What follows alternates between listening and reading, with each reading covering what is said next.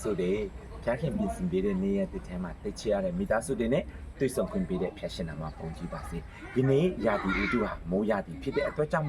မိုးရွာမယ်နေပူမယ်လေတိုက်မယ်ဒါကတော့ဘာဝပါပဲရာသီဥတုဆိုတာကအမြဲတမ်းသူ့အချိန်နဲ့သူလှုပ်ရှားနေတာဖြစ်တယ်ဘာလို့ညရာသီရှိတယ်လို့မိုးရာသီရှိတယ်မိုးရာသီရှိတယ်လို့ဆောင်းရာသီလည်းရှိတယ်ဒီလိုပဲ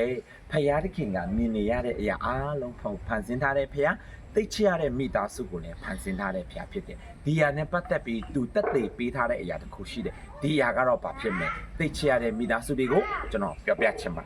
နော်ဒီအရာကတော့ယေရမိနာဂတိကျမ်းခန်းကြီး14အငယ်22ခတ်ခွေပိုက်မှာကိုတော်ဒီအလုံးစုံတို့ကိုဖန်ဆင်းတော်မူတော့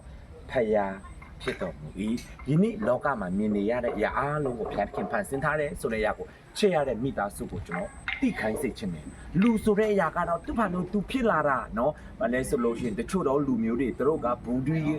ဒိတာနေဖြစ်လာတယ်ဆိုပြီးမှပြောဆိုတတ်ကြတယ်ဒါပေမဲ့မဟုတ်ဘူးဖယားသခင်ကမြင်နေရတဲ့အရာအားလုံးကိုဖန်ဆင်းတဲ့ဖယားဖြစ်တယ်ဆိုတာနှုတ်ကပတ်တော်ကနေအခြေမပြုထားတာဖြစ်တယ်ဒါကြောင့်မို့သိချရတဲ့မိသားစုတွေတင်းဒီဘယ်ကနေလာလဲဘယ်ကနေလာပြီးမှဘယ်ကိုပြန်သွားမလဲဆိုဒီဖို့တိတ်အရေးကြီးတာဖြစ်တယ်အရင်မြစ်ကဖျားခင်ဖြစ်တဲ့အတွက်ကြောင့်မို့သူဖန်ဆင်းထားတဲ့အရာတနေ့ကြလို့ရှိရင်တင်းနေကျွန်တော်ဟာဖျားခင်စီမှာပဲပြန်ရမှာဖြစ်တယ်ဒါကြောင့်မို့တိတ်ချရတဲ့မိသားစုတွေလောကမှာအသက်ရှင်တဲ့အချိန်မှာတင်ရွေးချယ်စရာနှစ်ခုရှိတယ်လောကမှာမြောက်များစွာသောအရာတွေထဲကနေအသက်ရှင်တဲ့ယေရှုခရစ်တော်ဖျားကိုတင်ယုံကြည်မလားဒါမှမဟုတ်တခြားဟာတွေမြင်နေရတဲ့အရာတွေကိုပဲတင်ယုံကြည်မလားဆိုတဲ့အရာကိုနှစ်ခုရှိတယ်တင်းရဲ့ရွေးချယ်ခြင်းကနောက်ဆုံးမှတင်းကိုအဖြစ်ပေးသွားလိမ့်မည်ဒါကြောင့်မို့တိတ်ချရတဲ့မိသားစုတွေကျွန်တော်ရဲ့ဗီဒီယိုတွေကိုနေ့ရက်စဉ်တိုင်းမှာကျွန်တော်ရဲ့ YouTube အကောင့်မှာတင်ပေးမှာဖြစ်တယ်ကျွန်တော် YouTube အကောင့်မှာเนาะ Subscribe Like and Share Comment လေးကျွန်တော်တောင်းဆိုချင်တယ်ဒါဆိုတိတ်ချရတဲ့မိသားစုတွေနဲ့ကျွန်တော်တွေ့ဆုံချင်လို့ဖြစ်တယ်ဆိုတဲ့အရာကိုပြောချင်တယ်